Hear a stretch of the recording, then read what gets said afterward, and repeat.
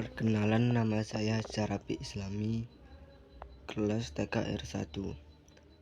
Saya ingin menjelaskan mapel sejarah. Corak kehidupan masyarakat masa praksaran. 1. Pola hunian. Contoh dari adanya kecenderungan manusia purba menghuni lingkungan di pinggir sungai. Kondisi itu dapat dipahami mengingat keberadaan air memberikan beragam manfaat. Air merupakan kebutuhan pokok bagi manusia. Air juga perlu oleh tumbuhan maupun binatang. Keberadaan air pada suatu lingkungan mengundang hadirnya berbagai binatang untuk hidup di sekitarnya. 2. Dari berburu memburu sampai bercocok tanam. Sering kali kita dengar aktivitas pembukaan lahan di beberapa daerah di Indonesia. Hal ini bertujuan untuk membuka lahan baru untuk pertanian, perumahan, atau untuk kegiatan industri dalam rangka meningkatkan kesejahteraan hidup. Sebenarnya nenek moyang kita juga sudah melakukan hal serupa.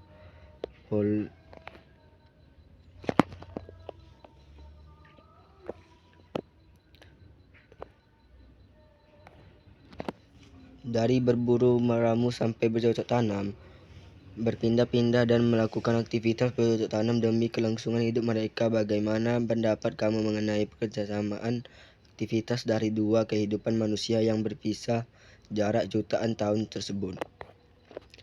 Mencermati hasil penelitian baik yang berwujud fosil maupun artefak lainnya, diperkirakan manusia zaman praksara mula-mula hidup dengan cara berburu dan meramu. Hidup mereka umumnya masih tergantung pada alam. Untuk mempertahankan hidup, mereka menerapkan pola hidup nomaden atau berpindah-pindah tergantung dari bahan makanan yang tersedia. Tempat-tempat yang dituju oleh komunitas itu umumnya lingkungan dekat sungai, danau, atau sumber air lainnya, termasuk di daerah pantai. Mereka beristirahat misalnya di bawah pohon besar. Mereka juga membuat atap dan tempat istirahat itu dari daun-daunan. Masa manusia purba berburu dan meramu itu sering disebut dengan masa foragathering. Dalam perkembangannya, mulai ada sekelompok manusia purba yang bertempat tinggal sementara, misalnya di gua-gua atau tepi pantai. Peralihan zaman Mesolitikum ke Neolitikum menandakan adanya revolusi kebudayaan dari foragathering menuju producing dengan Homo sapiens sebagai penduduknya. Kegiatan bercocok tanam dilakukan ketika mereka sudah mulai bertempat tinggal, walaupun masih bersifat sementara. Kegiatan manusia bercocok tanam terus mengalami perkembangan.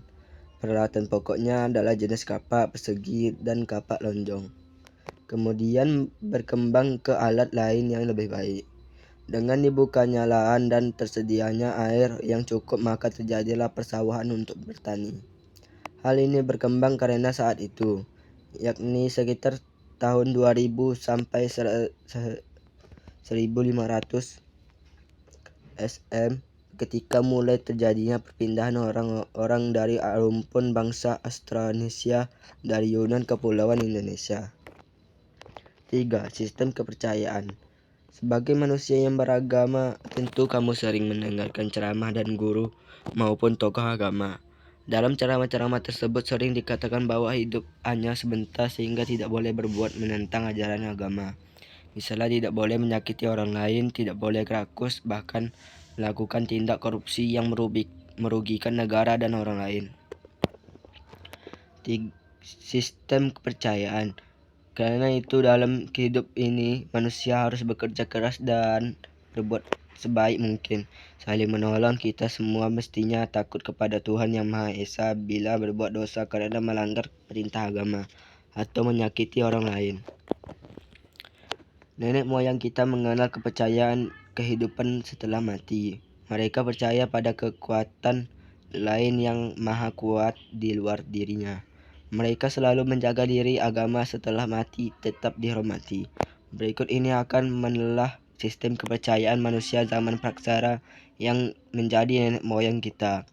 perwujudan kepercayaannya dituangkan dalam berbagai bentuk, diantaranya karya seni. Satu di antaranya berfungsi sebagai bekal untuk orang yang meninggal.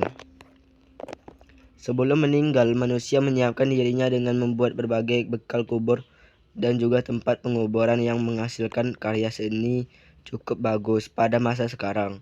Untuk itulah kita mengenal dolmen, sarkofagus, menhir, dan lain sebagainya. Masyarakat zaman praksara, terutama periode zaman Neolitikum, sudah mengenal sistem kepercayaan. Mereka sudah memahami adanya kehidupan setelah mati. Mereka meyakini bahwa roh seseorang yang telah meninggal akan hidup di alam lain. Oleh karena itu, roh orang yang sudah meninggal akan sentiasa dihormati oleh sanak kerabatnya. Terkait dengan itu, maka kegiatan ritual yang menonjol adalah upacara penguburan orang meninggal. Dalam upacara penguburan ini, semakin kaya orang yang meninggal, semakin upacaranya juga semakin mewah. Barang-barang berharga yang ikut dikubur juga semakin banyak. Selain upacara-upacara penguburan, juga ada upacara-upacara pesta untuk mendirikan bangunan suci. Mereka percaya manusia yang meninggal akan mendapatkan kebahagiaan jika mayatnya ditempatkan pada susunan batu-batu besar, misalnya pada peti batu atau sarkofagus.